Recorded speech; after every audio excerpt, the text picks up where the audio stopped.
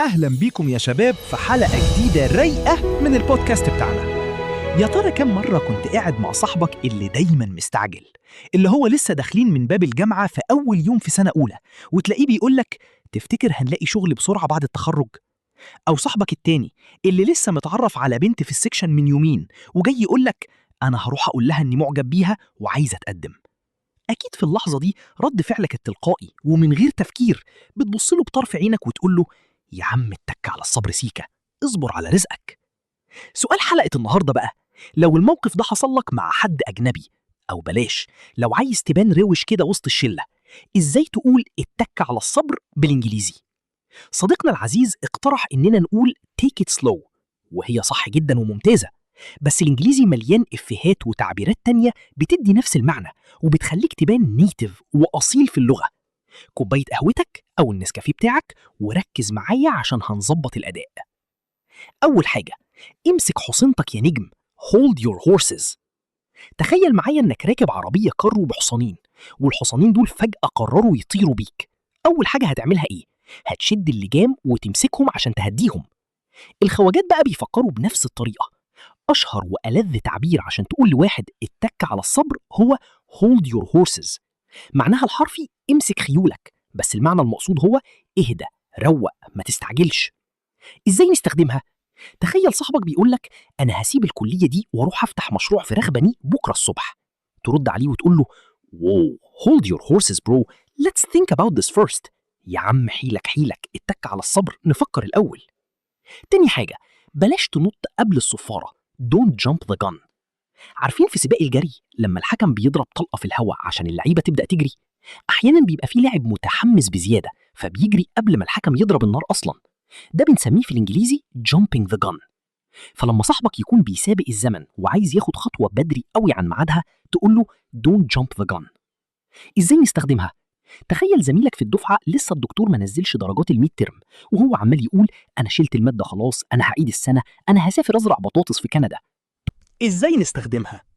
تخيل زميلك في الدفعة لسه الدكتور ما نزلش درجات الميد ترم وهو عمال يقول أنا شلت المادة خلاص، أنا هعيد السنة، أنا هسافر أزرع بطاطس في كندا. تقول له فوراً Don't jump the gun, the results aren't even out yet. ما تسبقش الأحداث واتك على الصبر، النتيجة لسه ما طلعتش أساساً. طيب، نيجي بقى للتعبير السهل الممتنع واللي هو شبه الباسبور كده بيعديك من أي موقف، take it slow. ودي بنستخدمها لما تكون عايز تنصح حد إنه يهدي الريتم شوية عشان ما يحرقش بنزين على الفاضي. وفي أختها الشيك قوي اللي اسمها pace yourself، يعني ظبط إيقاعك. إزاي نستخدمها؟ صاحبك اللي قرر ينزل الجيم عشان يعمل فورمة الساحل في 3 أيام وداخل يشيل 50 كيلو في أول تمرين، تقول له إيه؟ Hey man, you need to pace yourself or you're going to get injured. Take it slow. يا صاحبي اتك على الصبر وظبط رتمك عشان ما تتصابش، خدها على الهادي. طيب، الخلاصة بتاعت الدفعة عشان نبروزها، عشان تقول لواحد اتك على الصبر وما تستعجلش قدامك 3 اوبشنز أروش من بعض. hold your horses لو عايز تقول له اهدى يا بطل.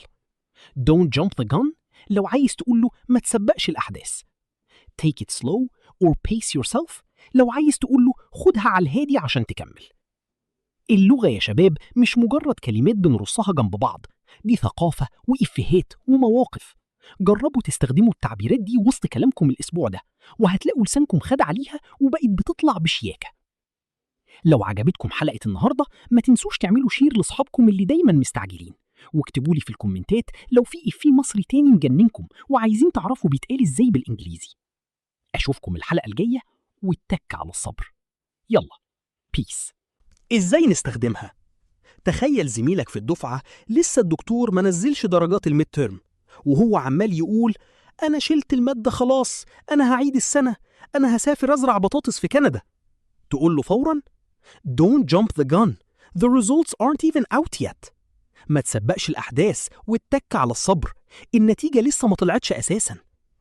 طيب، نيجي بقى للتعبير السهل الممتنع واللي هو شبه الباسبور كده بيعديك من أي موقف، take it slow.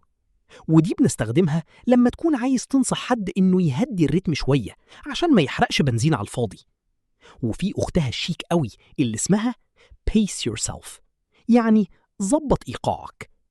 إزاي نستخدمها؟ صاحبك اللي قرر ينزل الجيم عشان يعمل فورمة الساحل في 3 أيام وداخل يشيل 50 كيلو في أول تمرين، تقول له إيه؟ Hey man, you need to pace yourself or you're going to get injured. Take it slow. يا صاحبي اتك على الصبر وظبط رتمك عشان ما تتصابش، خدها على الهادي.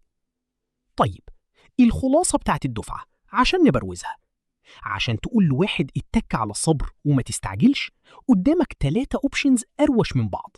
Hold your horses لو عايز تقول له اهدى يا بطل. Don't jump the gun لو عايز تقول له ما تسبقش الأحداث. Take it slow or pace yourself لو عايز تقول له خدها على الهادي عشان تكمل. اللغة يا شباب مش مجرد كلمات بنرصها جنب بعض، دي ثقافة وإفيهات ومواقف. جربوا تستخدموا التعبيرات دي وسط كلامكم الأسبوع ده، وهتلاقوا لسانكم خد عليها وبقت بتطلع بشياكة. لو عجبتكم حلقة النهاردة ما تنسوش تعملوا شير لأصحابكم اللي دايما مستعجلين، واكتبوا لي في الكومنتات لو في إفيه مصري تاني مجننكم وعايزين تعرفوا بيتقال إزاي بالإنجليزي. أشوفكم الحلقة الجاية، واتك على الصبر. يلا، بيس.